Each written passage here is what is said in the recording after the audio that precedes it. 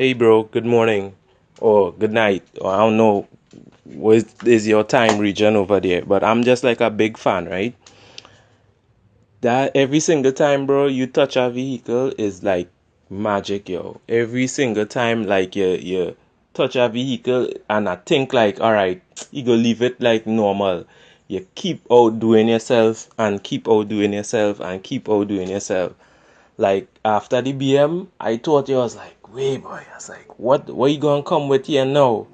But I don't know, somehow or the other, you seem to just like, you just have a thing with it, but you just keep doing what you're doing. And I just like, can't wait to see, more. This is really awesome. Messaging from Trinidad and Tobago.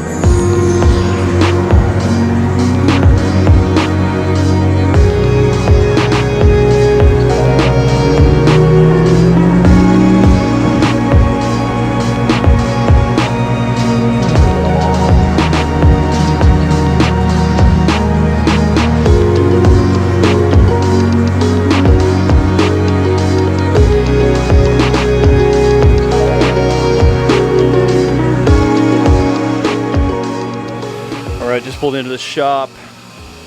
Yes, sir. Here we are back at CES Motorsport. What's happening, guys? Welcome back to the channel. Welcome back to another video. We are back here at CES Motorsport in Monroe, North Carolina. We are going to be working on the MISHIMOTO performance radiator and the upgraded MISHIMOTO heat exchanger in the B58 A90 Supra. The actual install isn't hard, but it's a bit tedious because you have to take off a lot of plastic stuff. We have to take off the front bumper. So there's just a lot of little things that we need to remove in order to access the radiator and heat exchanger. They actually sit right next to one another. If you guys are looking for a really good step-by-step tutorial video, I'm gonna link down below Brian's video over at Keys Motorsports. He did a really good in-depth video on how to do this. Huge shout out to Keys Motorsports for sending out the MISHIMOTO performance radiator and heat exchanger. Should be interesting to see if this actually makes a big difference. The A90 Supras don't really suffer from too many cooling problems, but if you are going to be driving the car hard on the track, you know how we are, we're going to be upgrading the turbo soon. It just makes sense to kind of go ahead and do all of it. If you are going to upgrade the radiator, you might as well do the heat exchanger because they're right next to each other. So rather than doing the job twice, we're just going to knock them both out in one. If you guys are interested in picking these up, I will have them linked down below. Let's throw the car on the rack and get the job started.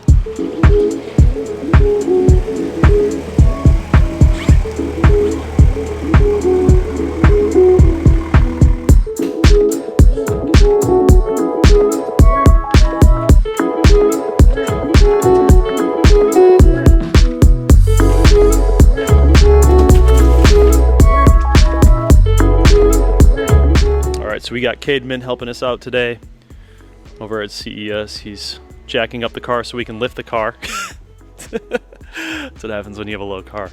You have to jack it up just to get it on the lift. So what I was saying before, here's the heat exchanger and radiator. And basically, first of all, let's just take a look at this glorious engine bay. So basically we have to remove the front bumper, this cowl, this whole section right here is going to come up because everything is sitting right here. And then the hoses on each side, we're going to have to drain it out, loosen the caps, let the air flow, and then drain all of the coolant out, and of course pull out the radiator and heat exchanger. So it's not a terribly difficult job. It's just kind of time consuming because there's like a lot of little things that you need to remove in order, a lot of little like plastic parts that you need to remove in order to get all this off. But like I said, if you guys are interested in like a step-by-step tutorial on how to do this, Brian put out a really good video and he really leads you through the entire process. Now this isn't going to be one of those videos or modifications where we're going to see 100 horsepower. This is really just all about cooling, and we are down here in North Carolina where in the summer temperatures are easily into the triple digits some days, especially late summer. So it's not like we suffer from a ton of heat soak in these cars, but it definitely isn't going to hurt to upgrade some of the cooling.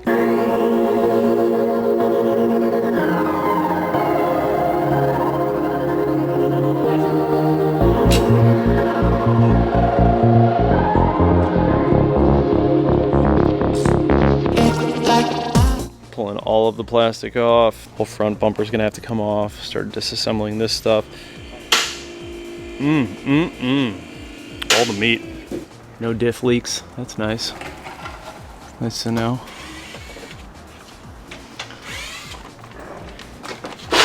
Okay, so unfortunately we have to remove all the stuff underneath and then pull the bumper off, and then we should be pretty much there to just go ahead and start undoing everything on the radiator. Yeah. All the plastic. We're gonna leave that off for weight savings. Heat exchanger and then radiator. So heat exchanger towards the front, radiator towards the back. So we gotta undo that one. We found this. My Supra's been smoking. Smoking the competition. Shit.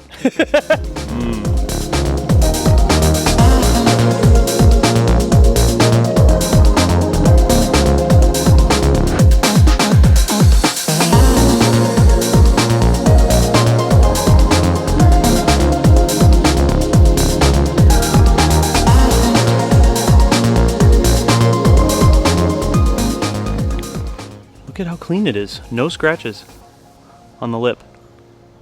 Not a single scratch. This car sits really high up in the front. MISHIMOTO, guys. I feel like the majority of people either do MISHIMOTO or CSF. Sick. Penguin. Ooh, look at that. She's party. Oh yeah. Dude, it's huge. This is the radiator. That nice.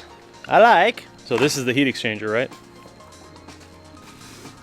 Damn, my girl doing work. Over 120 photos we shot yesterday. Heat exchanger, sweet. All of the cooling. Oh, it's got the logo on it too? That's the only reason I bought it, is for the Penguin air freshener. That's like really over the top, man. On your window? Look, it's got a suction cup too. So you can just put it wherever you want. I'm just gonna leave it there. Let's see if I can drive home with that on right there and see how long it lasts. Yo, this quality is like really nice. Carbon fiber. Carbon fiber. Cars on fire. So let's hear the pull. Street Hunter wing, or do we stay with the trunk lid spoiler? I'll be honest, I feel like everybody's doing the Street Hunter wing. Kind of feel like I want to stick with the trunk lid spoiler because everybody's doing the wing, and I just think it looks sick. For now, and at least for the key show, we're gonna keep the trunk lid spoiler. But maybe we'll change it up later. Perfect. Yeah, that's crazy. End tanks are a lot larger. And those are the end tanks. Yeah. So the end tanks are much larger on the MISHIMOTO compared to stock. Holds more capacity. The rows are much thicker. As far as durability goes, this is definitely plastic, all aluminum, just a much nicer build quality. Fan is out somewhere around here in the graveyard. And then we just got those two hoses and we can pull it out. So heads up if you guys are doing this job. It's not the most technical job, but you have to remove a ton of stuff just to get in there. But once you're in there, it's pretty straightforward. So something that's pretty cool that we're gonna be talking about in a future video, these numbers right here, this 547 and 545 and 540 and 550, those are actually stock turbo A90 Supra running meth numbers. So you guys remember that I made a little over 500, like 507 wheel without meth. These are meth numbers. So we're gonna have a whole video talking about that so we can go a little bit further into depth on it. Yeah, actually this is actually my MHD E30 custom tune map. So I made 507, 552, and with meth, it brought it up to 547. So yeah, meth on stock turbo definitely helps. But we are gonna have a video for you guys because there's a lot of guys who are interested in, you know, if you were to run meth on the stock turbo and the stock setup, basically the way I have it set up now, just with meth, and tune it for that, like what would you be at? That's what you'll be at. Something else that's probably worth noting is MISHIMOTO is actually, they have a lifetime warranty on their products. So if you guys buy through MISHIMOTO, you actually get your own individual serial number and it is a lifetime warranty. We are officially ready for install. Gotta do a little bit of cutting. These tabs gotta get cut in order to fit the new ones in.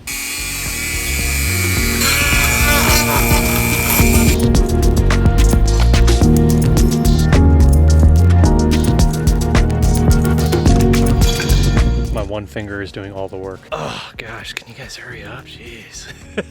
You know, my finger is really getting tired, guys. Gonna need you to speed it up. Oh! Sounded like something fell into place. Don't worry, guys. I'll hold this. I'll do the work. Yeah, baby. Seems about almost right. Everything lines up top. Gotta plug that guy in. Just gonna make sure it all lines up underneath, but it looks pretty good. Got them both in. Looks good, man. Looks good. Rough. Really coming down out there. In the home stretch here, got both of them in. All right, so we have everything back together here. And then for now, really all we have to do is put it back together. So we're gonna throw on the bumper right now, and then it's just a matter of throwing on the shrouding, the cowl and whatnot, and then putting in all the bolts, the carbon piece up here.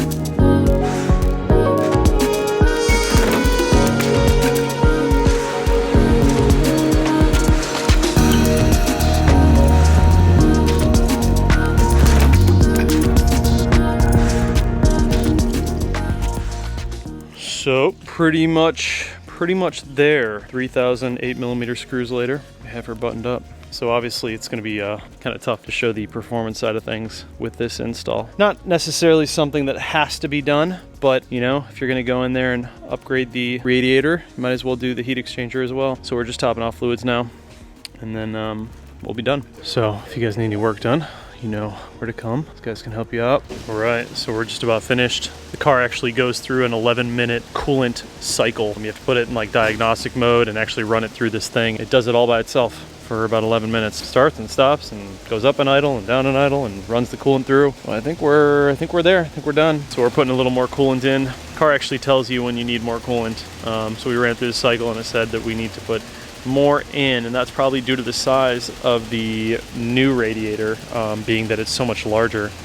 It's going to take a little more coolant, but in theory should keep it a bit cooler during those hot months. All right, so it's obviously going to be tough to show the performance benefits and that side of things when it comes to installing the performance radiator and the heat exchanger by Mishimoto, but it should most definitely help us out at least a little bit with these hot months that we have here in North Carolina. Big shout out to the guys over here at CES Motorsport. If you guys need any installing, dyno, tuning, anything like that, they do all that stuff here. They can help you out. I'm gonna link all their information down below. Also a huge shout out to Keys Motorsports and Mishimoto for sending out the performance radiator and the performance heat exchanger. I will say from a quality perspective, super nice. Everything fit really well, pretty easy to install, just a lot of like miscellaneous bolts here and there, but the quality is really good. If you guys are interested in buying yourself the Mishimoto heat exchanger or performance radiator, I'm gonna have both of them linked down below for you. Soon here we will be getting back on the dyno because we have some more things coming,